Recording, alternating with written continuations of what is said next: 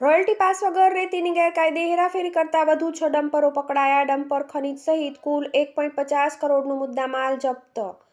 વાહન માલિકો સામે દંડનીય કાર્યવાહી પણ હાથ ધરાશે. ગાંધીનગરના માર્ગો ઉપર રોયલ્ટી પાસ વગર ઓવરલોડેડ રેતી ખનીજ ભરીને ગેરકાયદેસર રીતે હેરાફેરી કરતા ડમ્પર સામે જિલ્લા ભૂસ્તર તંત્ર દ્વારા લાલ આંખ કરવામાં આવી છે.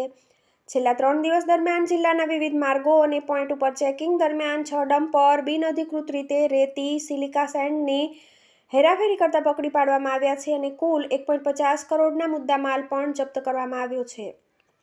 ગાંધીનગર જિલ્લાની સાબરમતી સહિત અન્ય નદીઓમાં ગેરકાયદે રેતી ખનનની પ્રવૃત્તિ વધી રહી છે, તો બીજી બાજુ કલેક્ટરના આદેશને પગલે જિલ્લા ભૂસ્તર તંત્ર દ્વારા ચેકિંગ પણ વધારી દેવામાં આવ્યું છે અને બિનઅધિકૃત રીતે રેતીની હેરાફેરી કરતા તત્વો સામે લાલ આંખ કરવામાં આવી છે. જિલ્લાના મદદનીશ ભૂસ્તર શાસ્ત્રી પ્રવીણસિંહ જિલ્લા કક્ષાની ટીમ દ્વારા છેલ્લા 3 દિવસોમાં વાહન ચેકિંગની કામગીરી અલગ વિસ્તારમાં હાથ ધરી સાદી રેતી અને સિલિકા સેન્ડ ખનીજના બિનઅધિકૃત વહન કરતા કુલ 6 વાહનો જપ્ત કરવામાં આવ્યા છે.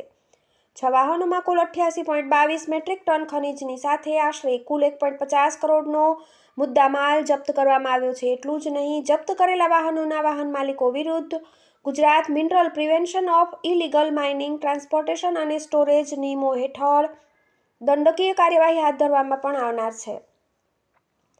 ઉલ્લેખનીય છે કે ભૂસ્તર તંત્ર દ્વારા હવે તો ચાલુ દિવસે જ નહીં પણ રજાના દિવસે પણ માર્ગો ઉપર ચેકિંગની કામગીરી હાથ ધરવામાં આવી રહી છે અને ગેરકાયદે રેતીની હેરાફેરી કરતા તત્વો સામે દંડનીય કાર્યવાહી વધુ સઘન બનાવવામાં આવી છે. TV18 news, Gandhinagar.